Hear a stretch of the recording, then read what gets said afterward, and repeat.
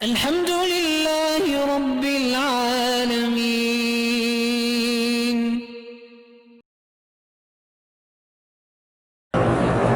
بیوی کہتی ہے کہ حق بات مت بولو، حق بات ہر حال میں بولو، بیوی ہو یا ماں ہو یا بہن ہو یا کوئی ہو، اللہ کا حکم ہے کہ حق بات کرو.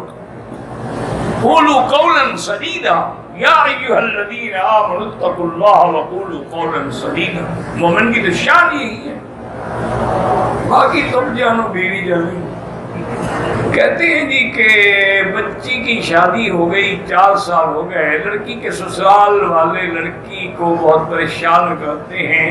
لڑکی ابھی باپ کے پاس ہے، اس کی ایک بیٹی بھی ہے، وہ بھی وہاں جانا نہیں چاہتی ہے، تو پریشان تو کرے گی جب وہ خاوند کے بعد جائے گی نہیں.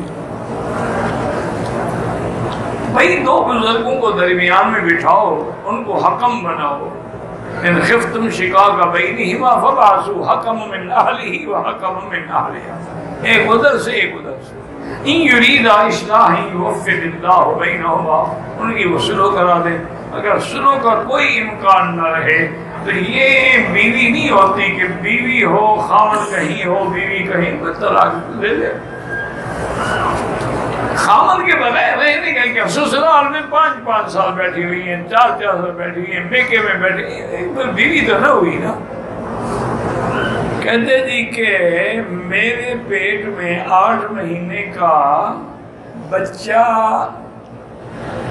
جسم کے اندرونی اولاد ٹھیک سے نہیں بنتے کہ یہ بچہ پیدا ہونے کے بعد زندہ نہیں رہے گا.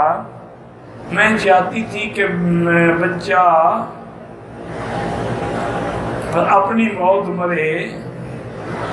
ڈاکٹر نے شوہر سے بات کر کے وہ پتہ نہیں کیا ہے صاف کر نکالا، پر وہ مجرم ہے. جو بچہ 4 مہینے سے زیادہ ہو جائے نا، اس کو نکالنا یا نکلوانا بالکل حتیٰ کے بعد علماء کہتے ہیں قتل کا جرم ہے کہ اب روح پھونکی جا چکی ہے.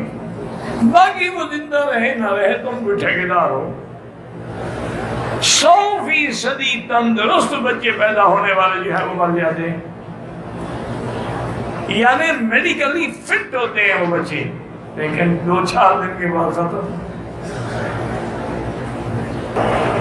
کہتے ہیں کہ جی یہاں کے تعویذ بنوانا، بھی تعویذ بنوانا بالکل غلط ہے. حدیث میں منع آئی ہے تمائم کی کہ جو تعویذ پہنتے ہیں اللہ پاک ان کو نہیں کے حوالے کر دیتے ہیں.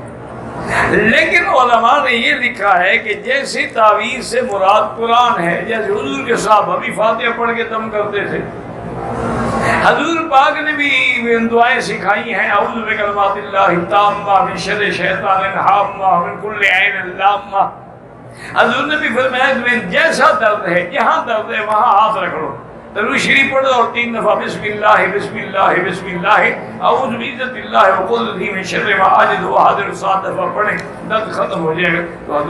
تو لہذا علماء متاخرین کا فیصلہ یہ ہے کہ اگر تعویذ کا تعلق قرآن کی آیت سے ہے، یہ حدیث مصطفیٰ ہے تو جائز ہے.